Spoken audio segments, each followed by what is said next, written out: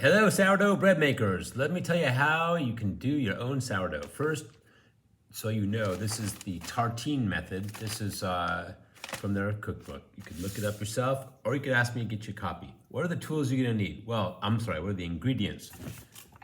White flour, wheat flour, salt,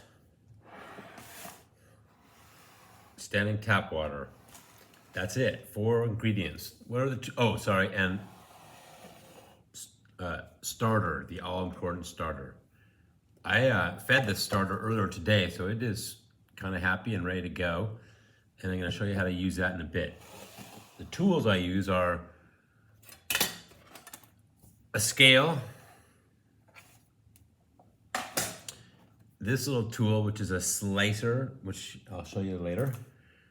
This is a bread knife. I also found this really cool jar, which I will use to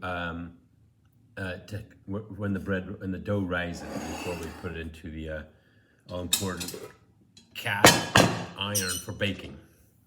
So that's it. First things first, you gotta feed your sourdough to get it activated for baking the next day. Right now it's 8 in the evening, and I'm gonna feed this starter, and by 8 in the morning, it will be totally ready to go. So you want equal thirds, that is a third starter, a third water, and a third flour.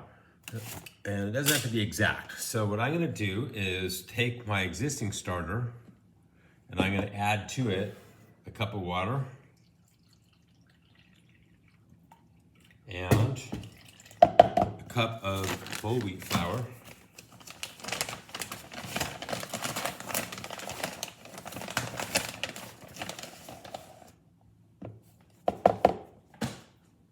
And I'm gonna give them a mix. Okay, so it turns into a nice creamy sauce.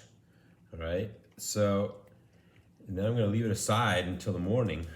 This starter I got from a friend. You wanna get yours from a friend, although it's not easy, it's not difficult at all to make your own starter. It will rise about 30–40% of its size overnight. And in the morning, it's gonna be, it'll show bubbles, and that's the signal that you've got an active starter that's gonna take well to the other sugars that are in the flour we're gonna add to it tomorrow morning. Yes, and the starter goes back in the refrigerator.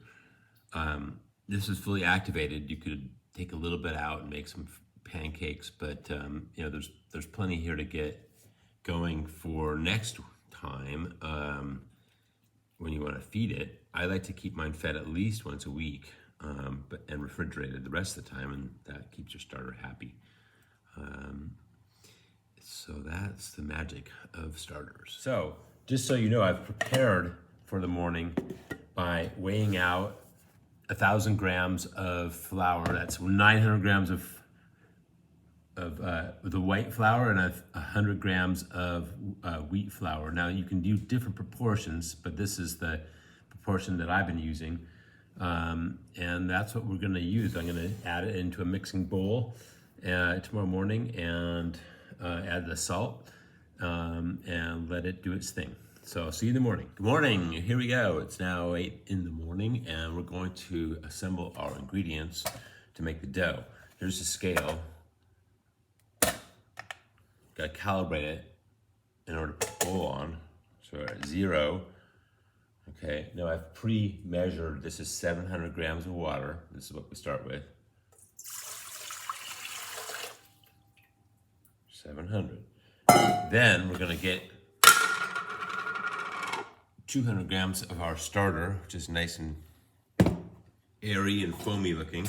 Okay, so we're gonna do that. I'm just gonna drop in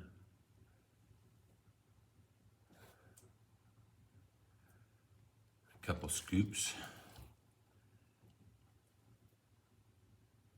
So we'll go from 700 of water to 900 of starter and water. One more little scoop.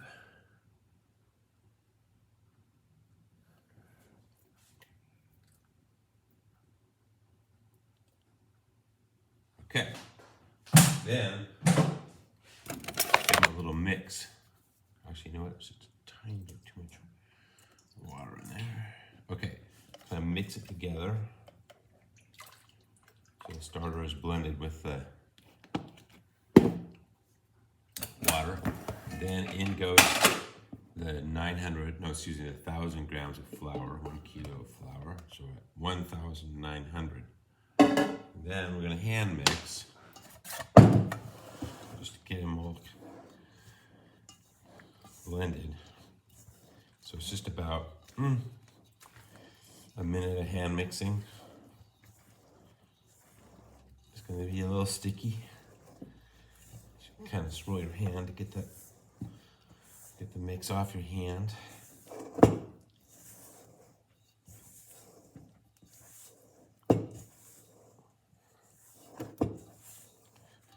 And it should end up being a nice ball.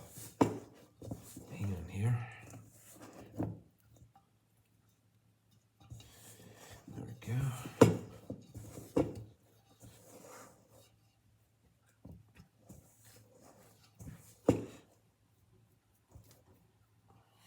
Get that spatula. Scrape my hand again. And here is the first stage of the dough. It's sort of sticky. Now in about 15 minutes we're going to come in, add a little more water and the salt, and then we will be ready to take the next step. All right, now we're going to add the last little bit, which is salt and water, a bit more water. I've measured these already. It's 15 grams of salt, which is a little less than the recipe calls for, but I just don't think it needs as much. And 50 grams of water, okay? In it goes. And then you'll hand mix again, get those combined. And it's gonna go into the jar that I showed you earlier. And then for the next 9 o'clock, the next 9 hours, it's going to go through a sort of rising process. And you can just sort of come around the jar on occasion during the day and punch it down. You know, that means either you're a home office person or it's a weekend baking drill. If you're at work, it's not gonna work so well because you kind of got to tend to this thing. That is the luxury of the home office, I will tell you that. In it goes. All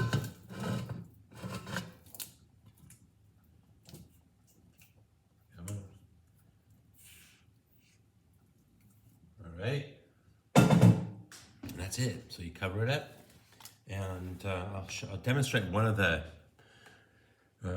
rising and punching down, and then show you the baking tonight. Okay, the first punch down. It's hasn't risen much, but it doesn't matter. You give it a pull, and over the course of the day, it will rise more. I'll be doing this about every hour and a half, although it's supposed to be more frequent at the beginning. Okay, let's form the loaves. So this thing rose. It's got nice bubbles in it. It's been kind of doing its thing since 8, and it's now 5, so it's 9 hours of rising. There's a bit of a bench rest process here, so after this comes out nice and slow, I'm going to sprinkle a little flour on top and just give it a minute. And then take that knife I mentioned before, slice the thing in half, and carry on. So here it comes. Onto a clean counter.